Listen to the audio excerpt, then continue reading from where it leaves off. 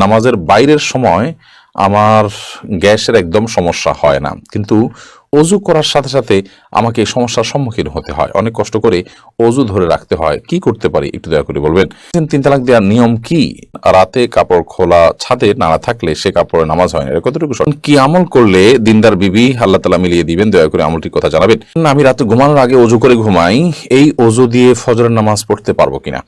নকল চোখ ও চোখের পাপড়ি কি ব্যবহার করা যাবে? নামাজে হাতের আঙ্গুল ফোটালে কি অজু ভেঙে যায়? মেয়েদের অজু করার সময় যদি মাথার কাপড় পড়ে যায় বেখেয়ালে, এদিকে অজু হবে নাকি আবার শুরু থেকে করতে হবে? কাপড়ে নাপাক, বীর্য, প্রস্রাব ইত্যাদি লাগে এবং তা শুকিয়ে যায়, তাহলে সে কাপড় পরিধান করে নামাজ পড়া যাবে কিনা? সিগারেট খাওয়া গুরুতর গুনাহ নয়, শুধু মাকরুহ। এ ব্যাপারে আপনি কিছু বলুন। স্বামীর জৈবিক চাহিদা পূরণ করতে স্ত্রী অক্ষম হলে স্ত্রীর করণীয় কি?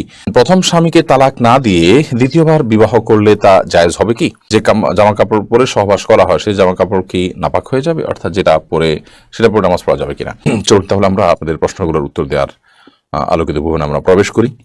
তানভীর আহমেদ তাসিন আপনি লিখেছেন, চাচাতো বোনকে বিবাহ করা যাবে কিনা? চাচাতো বোন অবশ্যই আপনি তাকে বিয়ে করতে পারেন, যদি আপনার তার সাথে যদি দুধ বোনের কোনো সম্পর্ক না থাকে, অর্থাৎ একই মায়ের দুধ যদি পান না করে থাকেন, তাহলে সেক্ষেত্রে চাচাতো বোনকে বিয়ে করা যাবে, কোনো অসুবিধা নেই, কারণ আপনার চাচাতো বোন আপনার মাহারাম নন মাহারাম বিধায় থাকে, আপনি বিয়ে করতে পারেন।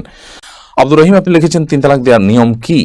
আপনি যদি আপনার স্ত্রীকে 3 তালাক দিতে হয়, তাহলে যেই পবিত্রতায়, অর্থাৎ মাসিক হওয়ার পর যে নতুন পবিত্রতার পিরিয়ড শুরু হয়েছে, সেই পিরিয়ডে তার সাথে শারীরিক কোনো সম্পর্ক করা ছাড়া আপনি একটা তালাক দিবেন। এরপর একটা মাস চলে যাবে, আপনি আবার তাকে কখনো একটা তালাক দিবেন, এভাবে 3 দফায় 3টা তালাক দিবেন তাকে, অথবা একটা তালাক দিয়ে আপনি ছেড়ে দিবেন, এটি সবচেয়ে উত্তম। এবং 3 মাসে অটোমেটিকলি তার সাথে আপনার সময়, আপনার নির্দিষ্ট সময় আপনার পার হয়ে যাবে। এরপরে আপনি বিচ্ছেদ হয়ে যাবে। পরবর্তীতে আবার কখনো বিয়ে হলে এরপর যদি আবার তার থেকে তালাক দেওয়ার প্রয়োজন হয়, তখন আপনি তালাক দিলেন। এভাবে 3 ধাপে 3টা তালাক দিবেন। একসাথে 3টা তালাক দেওয়া এটা নাজায়েজ এবং গুনাহের কথা। মোহাম্মদ রাসেল, হ্যাঁ, এর থেকে আপনি লিখেছেন, পালক মেয়ের সাথে নিজের পেটের ছেলের বিয়ে দেওয়া যাবে কিনা?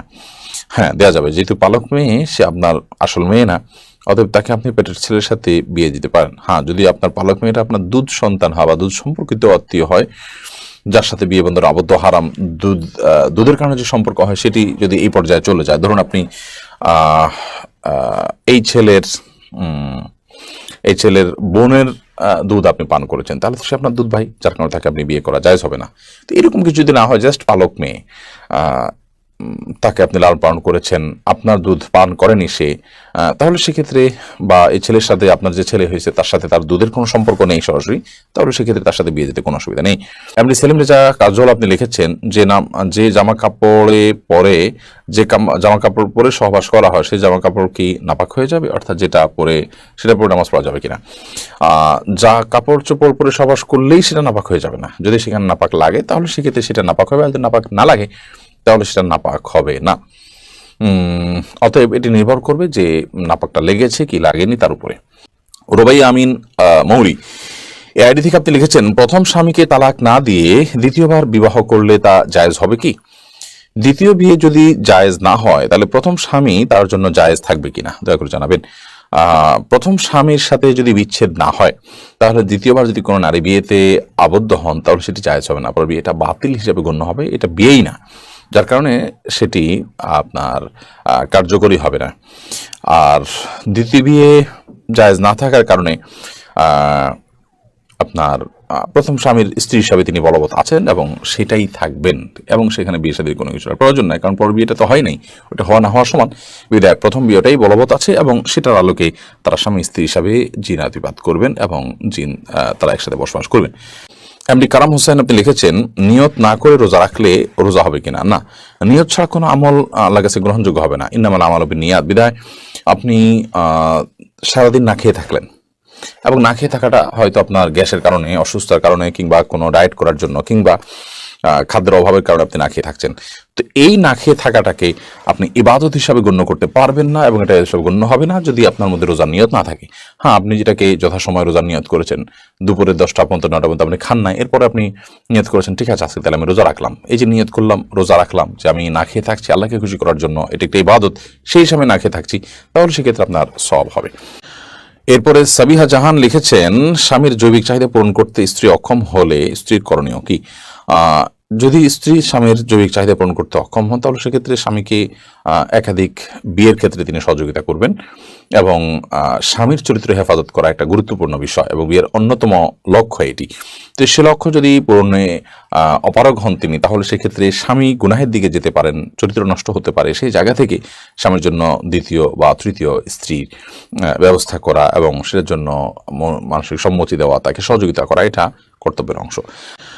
এরপরে সাবিহা জাহান লিখেছেন, স্বামীর জৈবিক চাহিদা পূরণ করতে স্ত্রী অক্ষম হলে স্ত্রীর করণীয় কি? যদি স্ত্রী স্বামীর জৈবিক চাহিদা পূরণ করতে অক্ষম হন তাহলে সেক্ষেত্রে স্বামীকে একাধিক বিয়ের ক্ষেত্রে তিনি সহযোগিতা করবেন এবং স্বামীর চরিত্র হেফাজত করা একটা গুরুত্বপূর্ণ বিষয় এবং বিয়ের অন্যতম লক্ষ্য এটি। তো সে লক্ষ্য যদি পূরণে অপারগ হন তিনি তাহলে সেক্ষেত্রে স্বামী গুনাহের দিকে যেতে পারেন, চরিত্র নষ্ট হতে পারে। সেই জায়গা থেকে স্বামীর জন্য দ্বিতীয় বা তৃতীয় স্ত্রীর ব্যবস্থা করা এবং সেটার জন্য মানসিক সম্মতি দেওয়া, তাকে সহযোগিতা করা, এটা কর্তব্যের অংশ। তাসলিমা খানম আপনি লিখেছেন, রাতে কাপড় খোলা ছাদে নাড়া থাকলে সে কাপড়ে নামাজ হয় না, এটা কতটুকু সঠিক? না, এরকম কোনো কথা সঠিক নয়। যদি রাতে কাপড় খোলা ছাদে থাকে বা খোলা বারান্দা থাকে তাতে নামাজ হয়ে যাবে। নাপাক লাগলে সেটা নামাজ হবে না। এখানে নাপাক লেগেছে, তার কোনো প্রমাণ তো নেই, বিধায় এ ধরনের কথা বিশ্বাস করার কোনো কারণ নেই। এমনি সবুজ আপনি লিখেছেন, কি আমল করলে দিনদার বিবি আল্লাহ তাআলা মিলিয়ে দিবেন, দয়া করে আমলটির কথা জানাবেন। নেককার স্ত্রী পাওয়ার জন্য নিজে নেককার হওয়ার চেষ্টা করবেন, নেককার মানুষদের সাথে উঠা বসা করবেন, সেরকম চেইন মেনটেন করবেন যারা নেককার, তাহলে তাদের মাধ্যমে আপনি নেককার স্ত্রীর সন্ধান পাবেন। সেই সাথে সূরা ফুরকানের ৭৪ নম্বর আয়াতে যে দোয়া আছে সেটি পাঠ করবেন, নিজের জীবন সঙ্গী যেন নেককার হয়। রব্বানা হাব লানা মিন আজওয়াজিনা ওয়া যুররিয়াতিনা কুররাতা আয়ুন ওয়াজআলনা লিল মুত্তাকিনা ইমামা, বিশেষ করে পড়বেন। তামিম আলিফ আপনি লিখেছেন, রোজা রেখে থুতু গিলে ফেললে কি রোজা ভেঙে যাবে? রোজা রেখে যদি আপনি থুতু গিলে ফেলেন রোজা ভাঙবে না, তবে থুতু একত্র করে এরপর আপনি গিলছেন, এরকমটি করা অনুচিত এবং মাকরুহ। তামিম আলিফ আপনি লিখেছেন, আমি রাতে ঘুমানোর আগে অজু করে ঘুমাই, এই অজু দিয়ে ফজরের নামাজ পড়তে পারবো কিনা? রাতে আপনি ঘুমানোর আগে অজু করে ঘুমান, খুব ভালো কথা, কিন্তু আপনি যখন ঘুমিয়ে পড়েন তখন তো আপনার অজু ভঙ্গ হয়ে যায়। বিধায় এই অজু দিয়ে আপনি ফজর নামাজ কিভাবে পড়বেন? আপনাকে আবার ফজর নামাজ পড়তে হবে। মানুষ ঘুমিয়ে গেলে সেই ঘুম তার অজু ভঙ্গের কারণ হয়। সাইদা আক্তার আপনি লিখেছেন, মেয়েদের অজু করার সময় যদি মাথার কাপড় পড়ে যায় বেখেয়ালে, এদিকে অজু হবে নাকি আবার শুরু থেকে করতে হবে? মেয়েদের মাথার কাপড় পরার কারণে অজুর কোনো ক্ষতি হবে না এবং অজু অবস্থায় মাথা কাপড় থাকাও কোনো জরুরি বা আবশ্যক কোনো বিষয় নয়। বরং আমাদের মনে রাখতে হবে যে মেয়েদের অজু করার সময় যখন তারা মুখ ধৌত করবেন তখন তাদের তো চুলের গোড়া পর্যন্ত, কানের লতি পর্যন্ত পৌঁছাতে গিয়ে কাপড় ভিজে যেতে পারে, তখন বরং মাথার কাপড় খোলাটা অযৌক্তিক নয়, বিশেষ করে যখন কোনো মাহরাম পুরুষ তাকে দেখার কোনো আশঙ্কা না থাকবে। আর দ্বিতীয়ত যখন তারা মাথা মাসা করবেন তখন যদিও মাথা কাপড় ফেলানো ছাড়া হাত ভেতর দিয়েও হতে পারে, তারপর অংশ মাথা কাপড় ফেললে খুব ভালোভাবে মাসা করা যায়। বিধায় মাথার কাপড় ফেললে অজুর কোনো ক্ষতি হবে না। ওম্মে ফারহান আপনি লিখেছেন, নকল চোখ ও চোখের পাপড়ি কি ব্যবহার করা যাবে? না, এগুলো আল্লাহ সৃষ্টিতে পরিবর্তনে সামিল হবে এবং সাজগোজ এই গণ্ডিতে থেকে যে করা যাবে এটা তার মধ্যে পড়ে না। এটা হলো একরকম আপনার লৌকিকতার বাইরেও, এটা হলো এক ধরনের মানুষকে ধোকায় ফেলে দেওয়া, যা বাস্তব নয় সেটা প্রকাশ করা।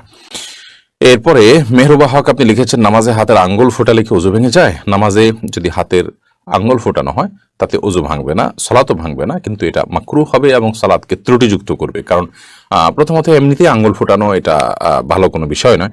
দ্বিতীয়ত সালাতের মধ্যে যেটা করবেন সেটা আপনার সালাতের যে খুজু আছে সে খুজুর খেলাফ হবে, যে পরিমাণ নীরবতার সাথে সালাত করা দরকার তার পরিপন্থী হবে, তাই সেটি করা উচিত হবে না। মোহাম্মদ আব্দুর রাজ্জাক আপনি লিখেছেন, যদি কাপড়ে নাপাক, বীর্য, প্রস্রাব ইত্যাদি লাগে এবং তা শুকিয়ে যায় তাহলে সে কাপড় পরিধান করে নামাজ পড়া যাবে কিনা? বীর্য যদি লাগে, সে বীর্যকে যদি শুকিয়ে যায় এবং শক্ত হয়ে যায়, সেটাকে খুঁচিয়ে খুঁচিয়ে যদি উঠে ফেলানো যায় তাহলে তাদের সালাত আদায় করা যাবে, যদিও কিছু আলামত তাও থেকে যেতে পারে। তারপর সেখানে সালাত আদায় করা যেতে পারে। বীর্য পবিত্র করার জন্য পানিতে পবিত্র করাই যাবে, আর এর বাইরে এরকম খুঁচিয়ে খুঁচিয়ে তুলে ফেলা এটাও বীর্য পবিত্র করার একটা পদ্ধতি। আর প্রস্রাব এবং এই জাতীয় নাপাক যেগুলো লাগে, যেগুলো খুঁচিয়ে ওঠার মতো নয়, সেগুলো লাগার পর ওই কাপড়কে ধুইতে হবে, ধোয়ার পর সেটি পাক হবে, যে জায়গা লেগেছে সেই জায়গাটুকু ধুলেই ইনশাআল্লাহ বিদিনা পাক হয়ে যাবে, অর্থাৎ নাপাকটা দূর করতে হবে। এমনি আমির হোসেন আপনি লিখেছেন, নামাজের বাইরের সময় আমার গ্যাসের একদম সমস্যা হয় না, কিন্তু অজু করার সাথে সাথে আমাকে এই সমস্যার সম্মুখীন হতে হয়, অনেক কষ্ট করে অজু ধরে রাখতে হয়, কি করতে পারি একটু দয়া করে বলবেন।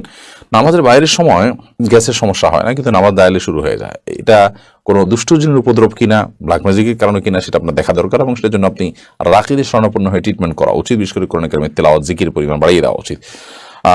কিন্তু সালাতের মধ্যে আপনাকে অজু ধরে রাখতেই হবে, কারণ অজু আপনার ছুটে গেলে আবার নতুন করে অজু করে আপনাকে সালাত আদায় করতে হবে।